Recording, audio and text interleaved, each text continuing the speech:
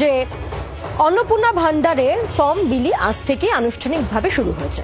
সেক্ষেত্রে কিভাবে সেই ফর্ম ফিল আপ করবেন আপনাদের মুশকিল আসান করে দেবো এক্ষুনি। দেখুন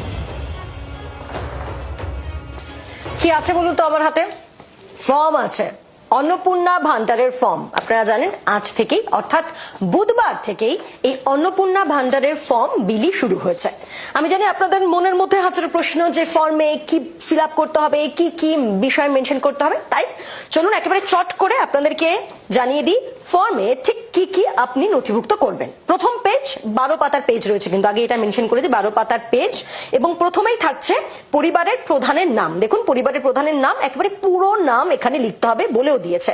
তার সঙ্গে জন্ম তারিখ, পরিবারের প্রধানের জন্ম তারিখ এখানে লিখতে হবে। তার সঙ্গে পরিবার প্রধানের লিঙ্গ পুরুষ মহিলা না অন্যান্য সেটাও ঠিক দিতে হবে। পরিবারের প্রধানের আধার নম্বর সেটাও ডিটেলস দিতে হবে। একই সঙ্গে যদি ডিজিটাল রেশন কার্ড থাকে তাহলে তাও এখানে মেনশন করতে হবে নেক্সট কলমে।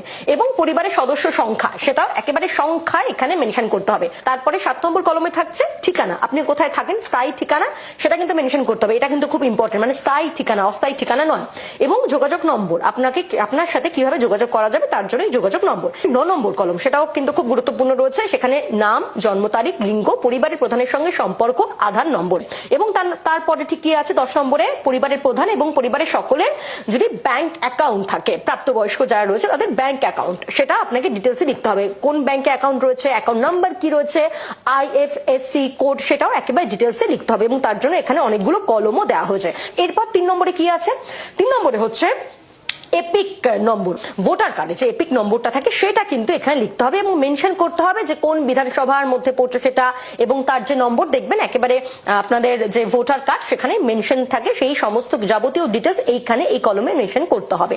12 নম্বরে হচ্ছে যদি আপনার কাছে কোন রকমের সার্টিফিকেট থাকে, এসসি, এসটি, ওবিসি, যদি সেই রকম কোন সার্টিফিকেট থাকে আপনার, তাহলে সেই কলমে আপনাকে টিক দিতে হবে। এই যে এখানে সেইগুলো মেনশন করা আছে।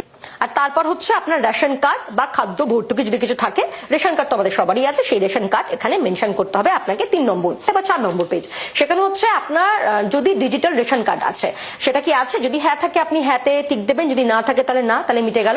আপনার পরিবারের রেশন দোকান থেকে মাসিক আপনি রেশন তুলছেন কিনা, অর্থাৎ আপনি আপনার পরিবারের সদস্যরা তারা কি রেশন নিচ্ছেন প্রতিনিয়ত, যদি হয় হ্যাঁ তাহলে হ্যাঁতে টিকমার্ক দেবেন, আর যদি না হয় তাহলে না।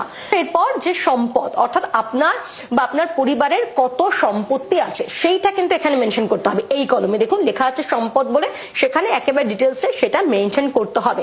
এরপর হচ্ছে বাড়ির ধরন, অর্থাৎ আপনার বাড়িতে কি 3 বা তার বেশি পাকা ঘর আছে, যদি হ্যাঁ হয় তাহলে হ্যাঁতে টিকমার্ক, যদি না হয় তাহলে না।